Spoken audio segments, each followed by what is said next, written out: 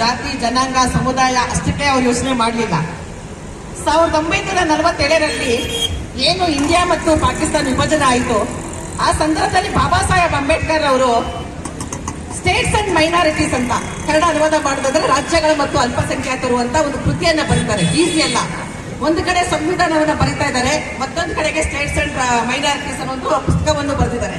ಆ ಪುಸ್ತಕದಲ್ಲಿ ಅಲ್ಲೇ ಹೇಳಿದ್ದಾರೆ, ಈ ದೇಶದ ಅಲ್ಪಸಂಖ್ಯಾತರು, ಯಾವುದೇ ಅಲ್ಪಸಂಖ್ಯಾತರಾಗಿರ್ಬೋದು, ಅದು ಮುಸಲ್ಮಾನರ ಬಂಧುಗಳು ಅಷ್ಟೇ ಅಲ್ಲ, ಕ್ರೈಸ್ತರಾಗಿರ್ಬೋದು, ಬೌದ್ಧರಾಗಿರ್ಬೋದು, ಜೈನರಾಗಿರ್ಬೋದು, ಸಿಖ್ಗಳಾಗಿರ್ಬೋದು, ಎಲ್ಲ ಒಂದು ಅಲ್ಪಸಂಖ್ಯಾತರಿಗೂ ಈ ದೇಶದಲ್ಲಿ ಯಾವ ರೀತಿ ಅವನ್ನ ರಕ್ಷಣೆ ಮಾಡಬೇಕು, ಯಾವ ರೀತಿಯಾಗಿ ಸಂವಿಧಾನ ಹಕ್ಕುಗಳನ್ನ ಕೊಡಬೇಕು, ಯಾವ ರೀತಿಯಾಗಿ ಅವರಿಗೆ ರಾಜಕೀಯ ಹಕ್ಕುಗಳನ್ನ ಕೊಡಬೇಕು, ಸಾಮಾಜಿಕ ಸ್ಥಾನಮಾನಗಳನ್ನ ಯಾವ ರೀತಿ ಕೊಡಬೇಕು ಅನ್ನೋದೆಲ್ಲವನ್ನೂ ಸಹ ಅವರಲ್ಲಿ ನಮೂದಿಸಿದ್ದಾರೆ ಅಂತ.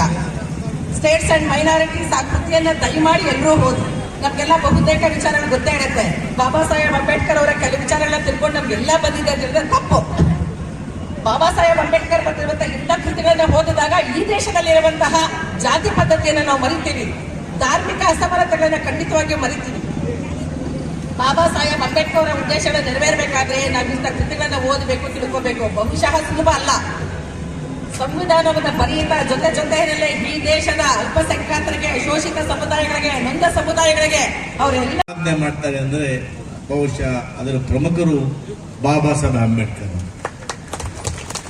ಅವರೆಲ್ಲ ಇಷ್ಟೊತ್ತು ಹೇಳಿದ್ದಾರೆ, ಅವರೆಲ್ಲ ಹುಟ್ಟಿದ್ರು ಬೆಳೆದಿಲ್ಲ ಮಾತಾಡಕ್ ಹೋಗೋದಿಲ್ಲ. ಆದ್ರೆ ಭಾರತ ಇವತ್ತು ವಿಶ್ವ ಸಮಾನತೆ ದಿನ ಅಂತ ಆಚರಿಸ್ತೀವಿ. ಇವತ್ತು ನಾವು ಭಾರತ ದೇಶದಲ್ಲಿ ಇಡೀ ಪ್ರಪಂಚದಲ್ಲಿ ಕೂಡ ಯಾರಾದ್ರೂ ಕೂಡ ವಿಶ್ವವನ್ನು ತಿರುಗಾರ ಮಾಡಿದ್ರೆ ಅದು ಇಂಥ ಮಹಾಪುರುಷರ ಜಯಂತಿಯನ್ನು ನಾವೆಲ್ಲ ಆಚರಣೆ ಮಾಡ್ತೇವೆ. ನೋಡಿ, 12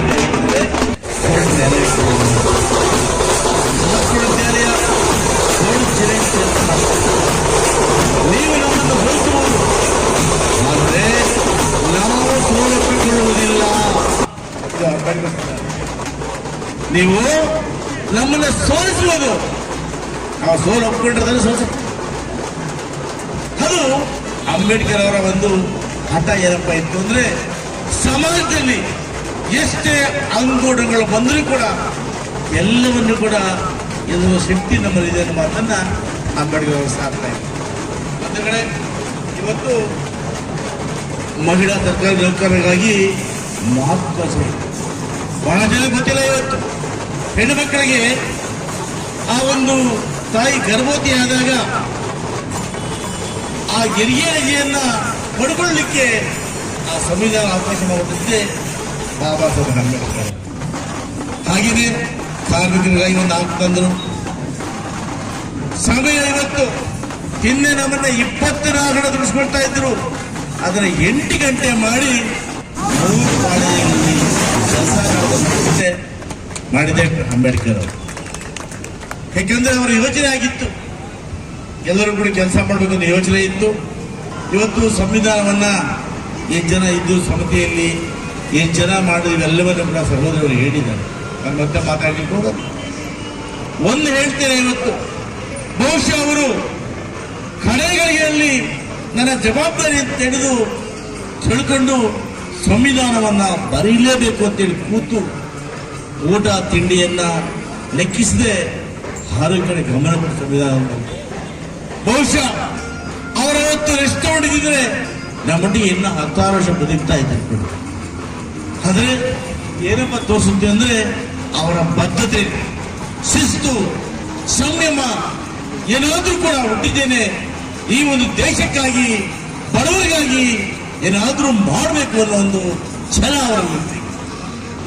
ಅಂತ ಛಲಗಾರ ನೋಡಿ, ಬಹಳಷ್ಟು ಜನ ತಮ್ಮಲ್ಲಿ ತಪ್ಪು ತಿಳ್ಕೊಂಡಿದ್ದಾರೆ. ರಿಸರ್ವೇಶನ್ ಅಂದ್ರೆ ಬಿಡ SC ST. ನಮ್ಮಲ್ಲಿ ಬಹಳಷ್ಟು ಜನ ಅಭಿಪ್ರಾಯ ಅಂದ್ರೆ ಬಹಳಷ್ಟು ಸಮುದಾಯಗಳಿಗೆ ಅಂಬೇಡ್ಕರ್ ಬಿಡೋ SC ಮಾಡಿ ನಮ್ಗೇನ್ ಮಾಡಿದೆ ಅಂತ. ಆದರೆ ಬಹಳಷ್ಟು ಜನಕ್ಕೆ ಅರಿವಿಲ್ಲ. ಇವತ್ತು ನೋಡಿ, ಕರ್ನಾಟಕದಲ್ಲಿ ಮೀಸಲಾತಿಯನ್ನು ಮಾಡಿದ್ದೇವೆ. ಆ ಮೀಸಲಾತಿಯನ್ನ ಸಂವಿಧಾನ ಆಧಾರದಲ್ಲೇ ಮಾಡಿರ್ತಕ್ಕಂಥದ್ದು. ಅದ್ಯಾರಿಗೂ ಸಿಗುತ್ತೆ? ಪರಿಶಿಷ್ಟ ಜಾತಿಯವರಿಗೆ, ಅಂದ್ರೆ ಆದಿ ಕರ್ನಾಟಕ ಮತ್ತು ಮಾದಿಗ ಸಮುದಾಯ, ಭೂಮಿ ಸಮುದಾಯ, ಪರಿಚಯ ಸಮುದಾಯ ಇವರೆಲ್ಲ ಬರ್ತಕ್ಕಂಥದ್ದು 15%. ಹಾಗೆಯೇ ಪರಿಶಿಷ್ಟ ಪಂಗಡ, ವಾಲ್ಮೀಕಿ ನಾಯಕ ಸಮುದಾಯಕ್ಕೆ ಸಮ ಸಿಗುತ್ತೆ 4.5% ಅವ್ರಿಗೆ ಸಿಗ್ತದೆ.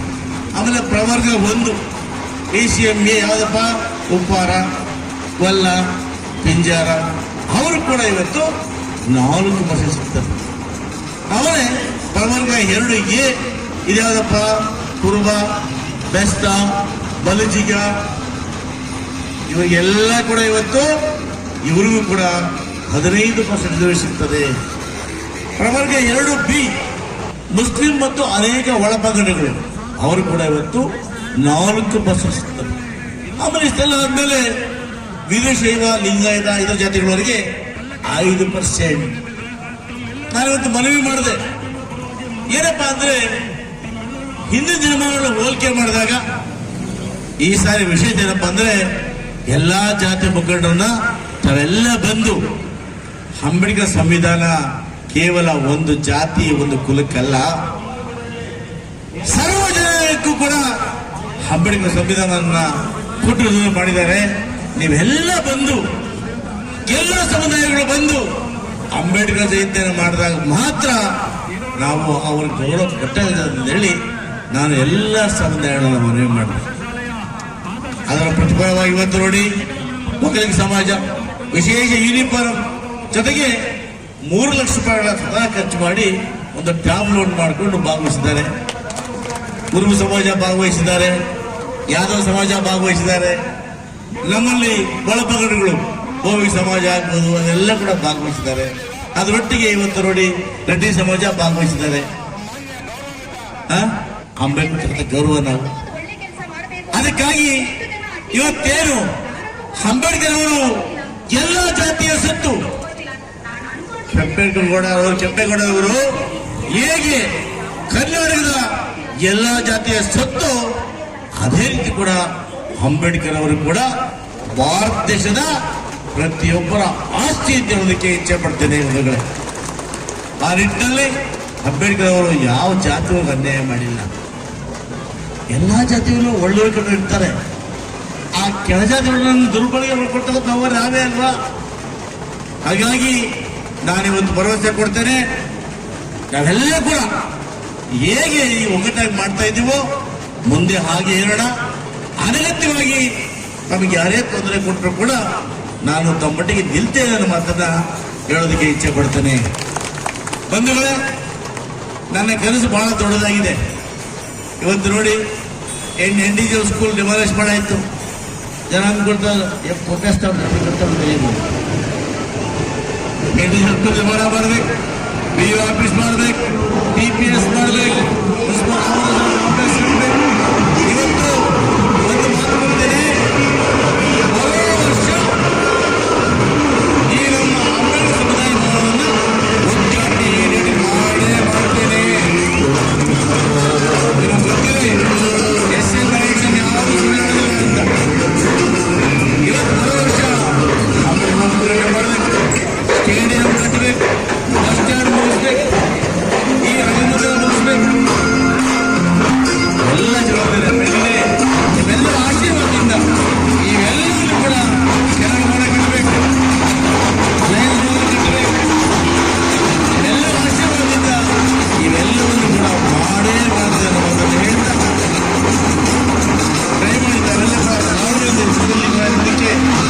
ಒಂದು ಅವಕಾಶ ಬೆಳೆದಕ್ಕಾಗಿ ನಾವೆಲ್ಲರೂ ಹೊಂದಿಸಿ ನಮ್ಮ ಸಮಾಜಗಳ ಕೂಡ ಜಾತ್ಯತೀತವಾಗಿ ನಮ್ಮಲ್ಲಿ ಒಬ್ಬರ ಇರ್ತೇನೆ, ನಮ್ಮ ಸೇವೆಯನ್ನು ಮಾಡ್ತೇನೆ ಅಂತ ಹೇಳಿ ಅಂಬೇಡ್ಕರ್ ಅವರಿಗೆ ಈ ಸಮಾಜದಲ್ಲಿ ಹುಟ್ಟಿ ಇವತ್ತು ಬಹುಶಃ ಅಂಬೇಡ್ಕರ್ ಸಂವಿಧಾನ ಬರೆದಿಲ್ಲ ಅಂತಿದ್ರೆ ನೀವ್ಯಾರು ಇಲ್ಲಿ ಬರ್ತಾ ಇರಲಿಲ್ಲ, ನಾವ್ಯಾರು ಗೊತ್ತಿರ್ತಾ ಇರಲಿಲ್ಲ.